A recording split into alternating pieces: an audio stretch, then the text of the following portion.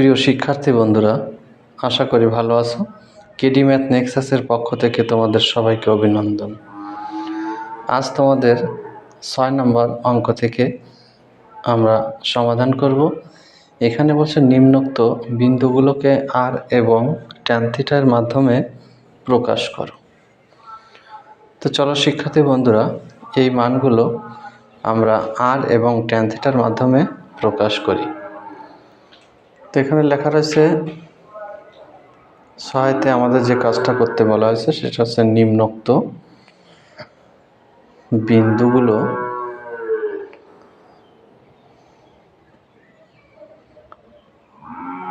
আর এবং ট্যান থিটার মাধ্যমে প্রকাশ।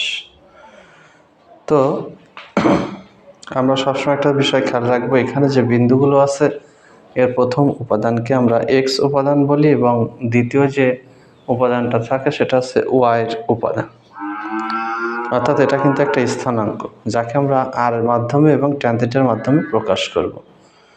তো প্রথম যে বিন্দুটা আছে সেটা এ বিন্দু, যার স্থানাঙ্ক হচ্ছে 3 এবং -2। তো এখানে এক্স সমান হচ্ছে আমাদের 3 এবং ওয়াই সমান হচ্ছে -2।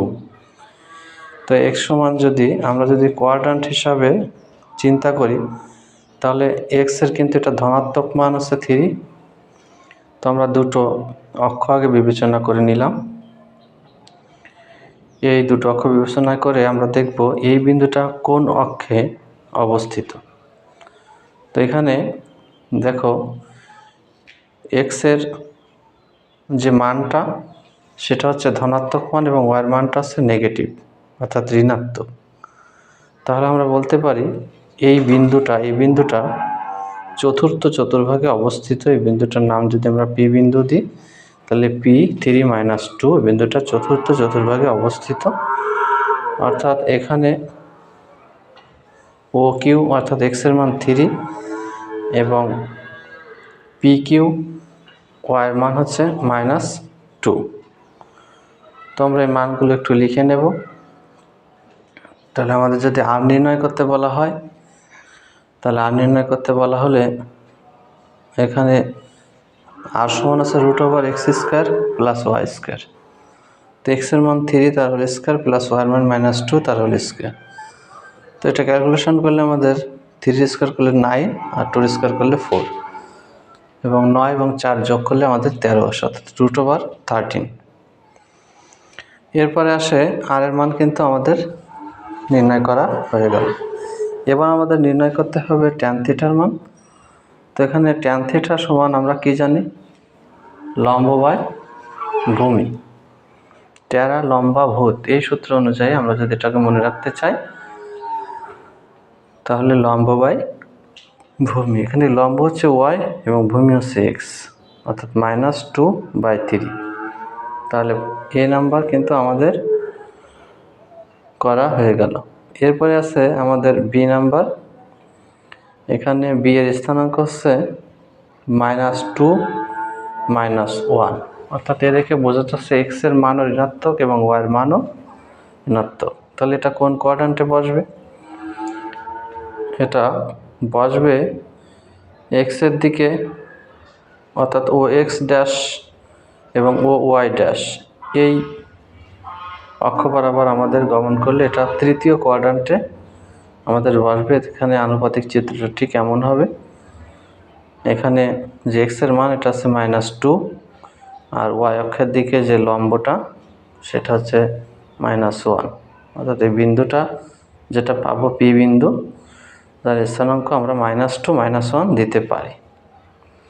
তাহলে এখানে এক্স সমান হচ্ছে -2 এবং ওয়াই সমান হচ্ছে -1। তাহলে এখান থেকে আমরা যদি আর বের করতে চাই তাহলে আর সমান হচ্ছে √(x² + y²) অর্থাৎ -2 তার হোল স্কয়ার প্লাস -1 তার হোল স্কয়ার। তো এখানে 2² করলে 4 আর -1² করলে 1, তাহলে 4 আর 1 যোগ করলে হয় 5 অর্থাৎ √5। আর এর মান আমরা পেলাম √5। এখন আসে হচ্ছে ট্যান থিটা।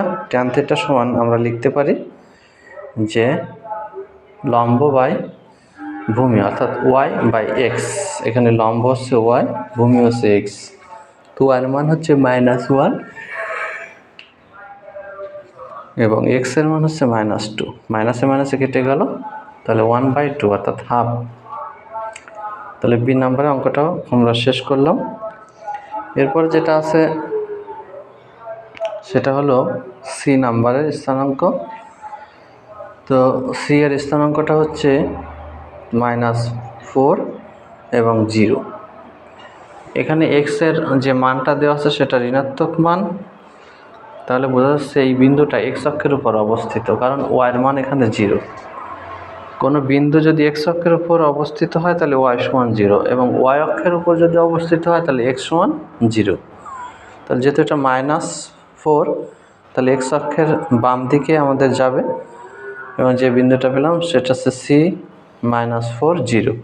তাহলে এখানে এক্স সমান -4, ওয়াই সমান 0। তাহলে আর সমান আছে √4 এর হোল স্কোয়ার প্লাস 0 এর হোল স্কোয়ার। তাহলে -4 এর হোল স্কোয়ার করলে আমাদের আছে 16, আর 0 করলে তো 0ই হয়। তাহলে 16কে যদি আমরা √ওভার করি অর্থাৎ বর্গমূল করি, তাহলে আমরা যেটা পাই তার মান হচ্ছে 4, অর্থাৎ আর এর মান আমাদের নির্ণয় করা হয়ে গেল। এবার হচ্ছে ট্যান থিটার মান বের করা। ট্যান থিটার মান হচ্ছে লম্ব বাই ভূমি, লম্ব হচ্ছে ওয়াই আর ভূমি হচ্ছে এক্স। এখানে লম্বের মান হচ্ছে 0 এবং এক্স এর মান -4। তো 0কে কোনো কিছু দিয়ে ভাগ করলে সেটা 0ই হয়। তাহলে আমাদের আজকের পাঠ এই পর্যন্ত ছিল। আগামী পাঠে আমরা পরবর্তী থেকে আলোচনা করব 7 নম্বর থেকে। সে পর্যন্ত তোমরা ভালো থেকো, সুস্থ থেকো।